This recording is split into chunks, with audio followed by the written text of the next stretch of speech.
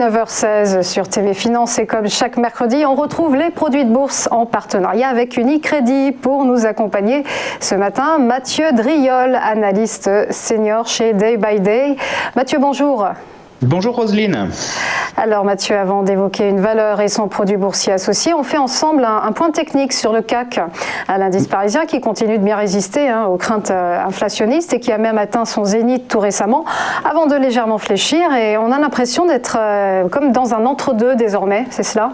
Exactement, graphiquement, l'entre-deux est une bonne définition. Alors, faut rappeler que le CAC 40 depuis février suit une tendance haussière, ma foi, fort régulière et plutôt forte. Les creux et les sommets ascendants s'enchaînent avec dernièrement un nouveau test, il y a 4 séances de cela, du support majeur à 6151 points. Très très forte réaction haussière sur ce niveau, qui a permis de rejoindre le haut de l'intervalle aux alentours des 6400, 6396 pour être précis. Alors les cours n'ont pas réussi, ont testé par 2 reprises ce niveau et n'ont pas réussi à le franchir, et ce matin, ouverture exactement dans l'entre-deux, au milieu de l'intervalle d'évolution des cours. Alors on a un petit gap baissier. La dernière fois qu'on a vu ce type de gap, c'était en haut de range, ça nous avait renvoyé sur le bas du range avant de rebondir et d'aller le combler.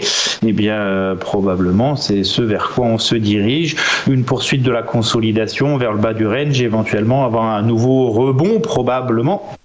Si on se fie à la tendance précédente, dans tous les cas graphiquement parlant, tant qu'on sera au-dessus du support à 6151, on aura un indice français qui sera particulièrement robuste, il ne casse pas de support, et lorsqu'on a une tendance qui ne casse pas de support, elle a toujours plus de chances de se reprendre et de poursuivre et de marquer des nouveaux plus hauts que d'entrer en correction. Attention toutefois, si on cassait 6151, on assisterait à la première rupture de support depuis le mois de novembre, tout simplement, avec un risque d'entrer dans une consolidation, correction un peu plus profonde. Pour l'instant, ce n'est pas le cas.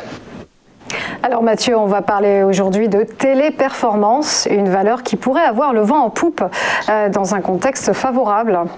Oui, c'est une valeur qui suit en fait une tendance haussière très très forte et régulière depuis de nombreux mois, de nombreuses années, à l'image de ce graphique en données hebdomadaires où un bâtonnet représente une semaine de cotation, mais on voit effectivement qu'on a eu des petites phases de correction intermédiaire, mais qu'on est sur un mouvement particulièrement robuste et dynamique.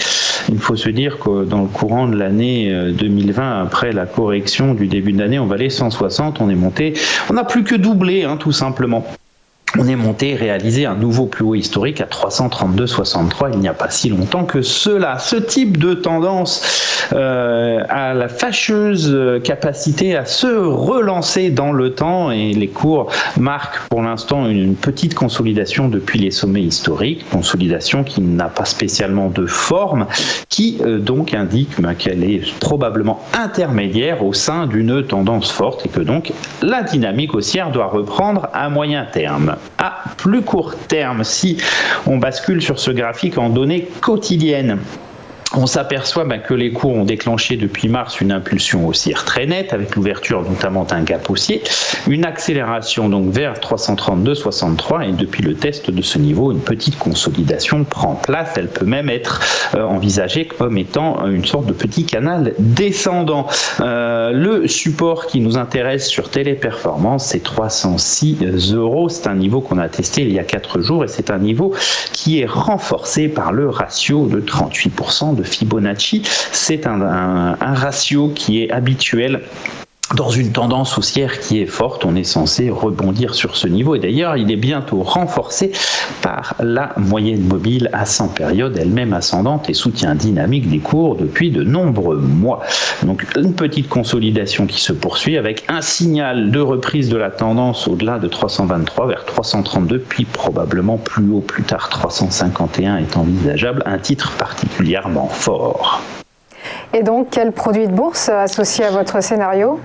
Alors, nous avons sélectionné 2 produits. Un scénario principal qui est donc un scénario haussier avec le turbo illimité Best Call de Mnemo 9838. Une parité à 20 pour 1, une échéance ouverte. Le levier est intéressant à 10,65 avec une barrière désactivante aux alentours des 290 €. En deçà, bien sûr, du support majeur qui est fixé à 292 €. Si vous anticipez, plutôt une baisse sur Téléperformance, j'ai trouvé un turbo illimité Best Put de code Mnemo à 632T avec une parité de 100 pour 1, avec un levier de 6,83. Il semble être, ma foi, intéressant à sélectionner. La barrière désactivante est, elle, située à 356 au-delà de notre résistance. Merci Mathieu Driol, analyste senior chez Day by Day. C'était les produits de bourse en partenariat avec Unicredit. À tout de suite pour le point bourse.